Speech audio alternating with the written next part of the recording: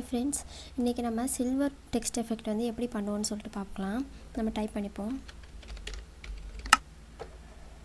சில்வர்னு சொல்லி டைப் பண்ணியாச்சா, இதை கொஞ்சம் பெருசாக்கிக்கோங்க. இப்போ இதுக்கு இங்கே ஃபில் டூல் இருக்குல்ல, இதில் போயிட்டு இந்த ஃபவுண்டைன் ஃபில் டைலாக்கை கிளிக் பண்ணிக்கோங்க. இதில் போயிட்டு கஸ்டம் போயிருக்கோங்க. ஃபஸ்ட்டு புள்ளியில் கொஞ்சம் 20% பிளாக்கை கொடுத்துக்கோங்க. இங்கே கடைசி புள்ளியில் கொஞ்சம் டார்க்காக 30% பிளாக் கொடுத்துக்கோங்க. இங்கே நடுவில் வந்து ஒயிட் கலர் கொடுத்துக்கோங்க. கொடுத்துக்கிட்டு ஓகே கொடுத்துருங்க. இப்போ இங்கே இன்ட்ராக்ஷன் ஃபில் டூல் இருக்குல்ல, அதை கிளிக் பண்ணிவிட்டு டார்க்காக இருக்கிறத கீழே வச்சுட்டு கொஞ்சம் லைட் கொடுத்தோம்ல, அதை இங்கே மேலே வச்சுருங்க. மேலே வச்சுட்டு இங்கே ஒயிட் கலரில் இருக்குல்ல, அது இங்கே பக்கத்தில் வச்சுருங்க. சேமாக வச்சுருங்க.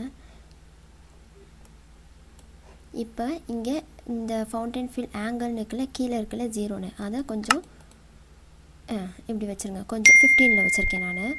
15ல் வச்சுருங்க. இதை கொஞ்சம் நல்லா பெருசாக்கிக்கோங்க, அப்போ தான் உங்களுக்கு நல்லா தெரியும். இப்போ இதை Ctrl D எடுத்துக்கோங்க. Ctrl D எடுத்துகிட்டு இதுக்கு வந்து நம்ம ஒயிட் கலர் கொடுத்துப்போம். இப்போ உங்களுக்கு தெரியாது, நான் பேக்ரவுண்ட் கொடுத்துக்கிறேன். பேக்ரவுண்டில் ஒரு எல்லோ,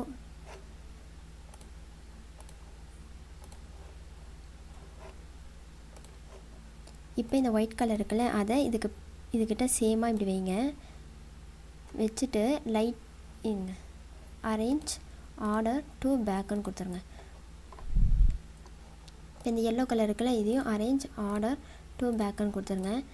இது உங்களுக்கு தெரியும். இப்போ இந்த ஒயிட் கலர் இருக்குல்ல, இந்த ஒயிட்டை வந்து லைட்டாக இங்கே இந்த எஸ்ஸுக்கிட்ட லைட்டாக நம்மளுக்கு தெரிகிற மாதிரி வைங்க.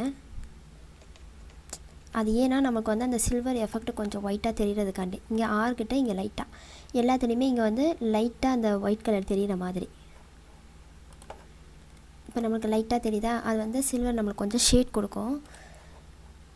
இப்போ இதில் Ctrl D கொடுத்துக்கிட்டு இதுக்கு வந்து 60% பிளாக்னு இருக்கா, அதை கொடுத்துருங்க. இந்த அரேஞ்ச் ஆர்டர் டு பேக், எல்லோவையும் அரேஞ்ச் ஆர்டர் டு பேக்குன்னு கொடுத்துருங்க. இப்போ இந்த சில்வர் இருக்குல்ல, இதை எடுத்துகிட்டு வந்து இதுக்கு பின்னாடி வச்சுருங்க.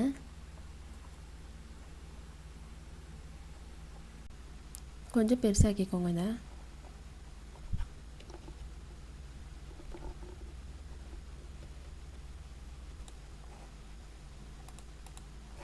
இப்போ நம்மளுக்கு தெரியுதா இந்த சில்வர் எஃபெக்ட்டு.